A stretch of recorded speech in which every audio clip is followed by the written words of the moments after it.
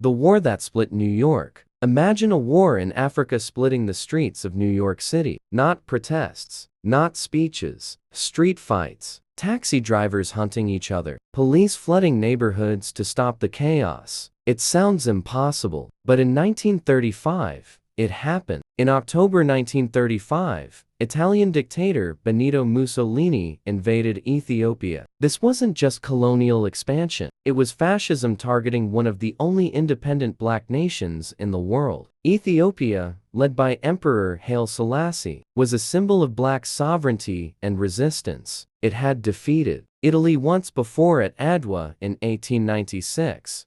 Now, Mussolini wanted revenge and global dominance. Italian forces used aircraft, modern artillery, and even chemical weapons. News of bombings and mustard gas spread worldwide. When those headlines reached Harlem, the reaction was explosive. In the 1930s, Harlem was the political and cultural heart of Black America. Churches organized mass meetings, activists raised funds. Speakers warned that if Ethiopia fell, it would send a message that no black nation was safe. Anger soon turned physical. New York had many Italian immigrant taxi drivers. Tensions escalated between black and Italian communities. In what newspapers called the Taxi War, groups of black taxi drivers attacked Italian drivers. Cars were damaged. Drivers were beaten. Street clashes erupted across Manhattan. Hundreds of police officers were deployed to contain the violence. For a brief moment, a European invasion triggered conflict on American soil. But this story is not only about rage. It is about solidarity. Thousands of African Americans tried to volunteer to fight for Ethiopia. Though the U.S. government did not officially allow it, many were ready to cross the ocean. They believed Ethiopia's survival was tied to their own dignity. Intellectuals like W.E.B. Du Bois spoke about the global meaning of the invasion. Across the Caribbean and Britain,